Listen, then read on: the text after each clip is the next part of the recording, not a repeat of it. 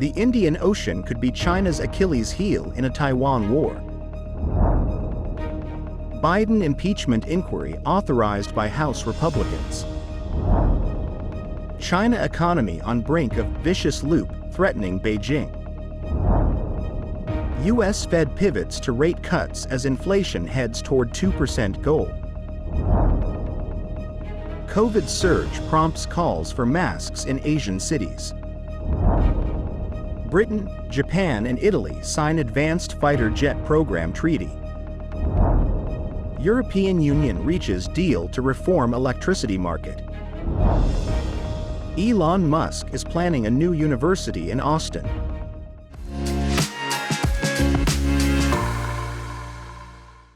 Hello, I'm Johnny. Thank you for joining us on Funday News. It's Friday, December 15th, and here are your top stories.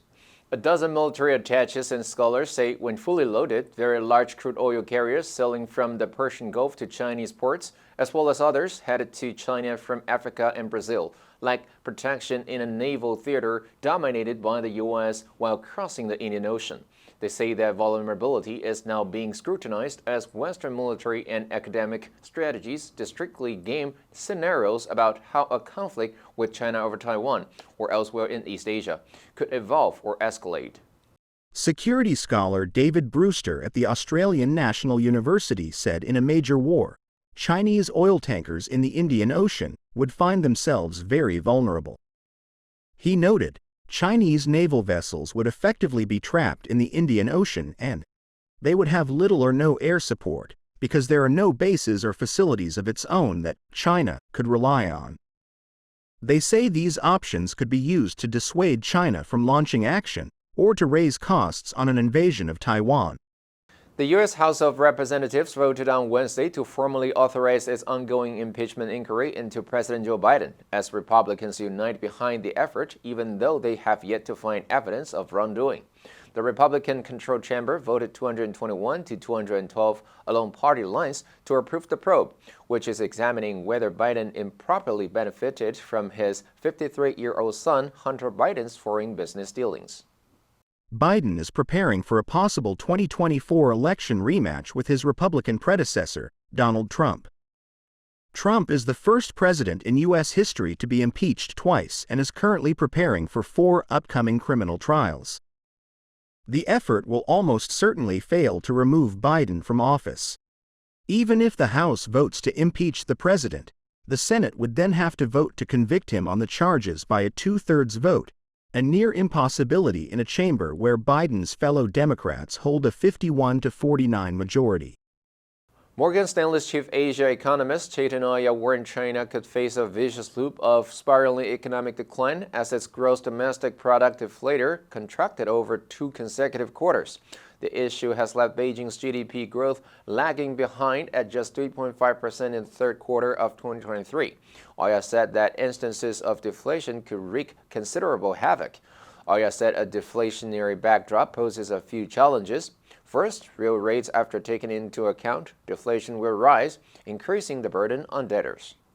Second, even as debt growth slows, it will probably remain higher than nominal GDP growth, and so debt-to-GDP ratios will continue to climb.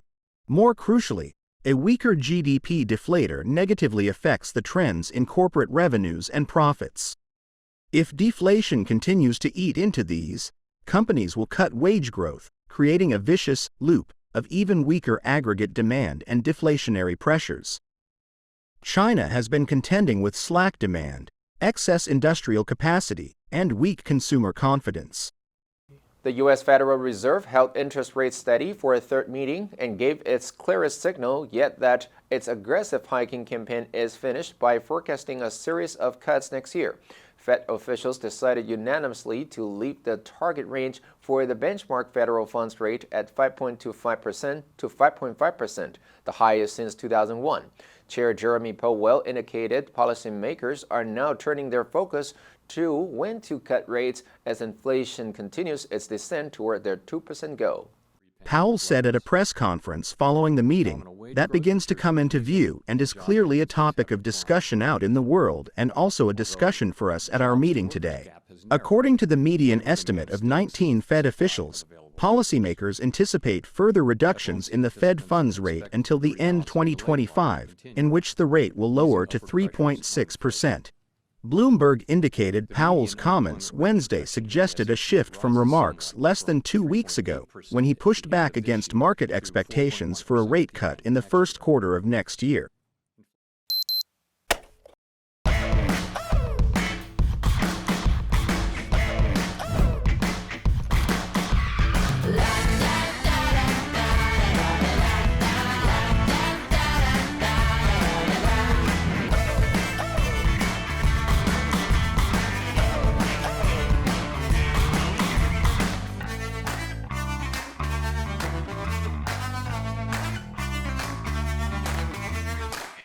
Bloomberg reported governments across Southeast Asia are bringing back measures to limit a rapid resurgence of respiratory infections such as COVID-19, including installing temperature scanners at airports and encouraging people to wear masks again. The Straits Times newspaper reported Wednesday officials in Indonesia have reinstalled thermal scanners at some border checkpoints. They include Jakarta's main international airport and the Batam ferry terminal. Indonesia's health ministry has also urged Indonesians to postpone traveling to areas that are reporting a spike in COVID-19 cases, complete their 2-dose vaccination, wear masks and wash their hands, and stay home should they fall sick. Singapore's health ministry said COVID cases jumped to 32,035 in the week ended December 2nd from just over 22,000 the previous week. In Malaysia, COVID cases have almost doubled in a week, increasing to 6,796 in the week ended December 2nd from 3,626 the previous week. Defense ministers announced on Thursday that Britain, Japan, and Italy have signed an international treaty to establish a program aimed at developing an advanced fighter jet. The agreement comes a year after the three countries established their first major defense industry collaboration by merging the separate next-generation fighter efforts of London and Tokyo. The parliaments of each country must ratify the agreement, which aims to see the combat aircraft in flight by 2035. We're making an incredibly important announcement today. We're one of the few countries in the world that has the capability to build technologically advanced fighter aircraft. The joint development phase of the program will begin in 2025. Both the joint government headquarters of the Global Combat Air Program and its industry counterpart will be based in Britain. The government organization's first chief executive will come from Japan, while the first leader of the business organization will be from Italy. British Defense Minister Grant Shapps said, "No nation can do this alone to this level of expertise combined with our skills and our equipment, with our design and ability on production lines." The European Union reached an agreement on Thursday to reform the bloc's electricity market in a bid to reduce dependence on fossil fuels and stabilize consumer prices. The EU's plans are aimed at making the market less vulnerable to volatility.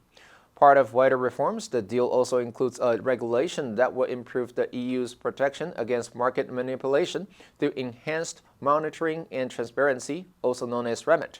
The 27 member states reached a provisional agreement on REMIT on November 16th.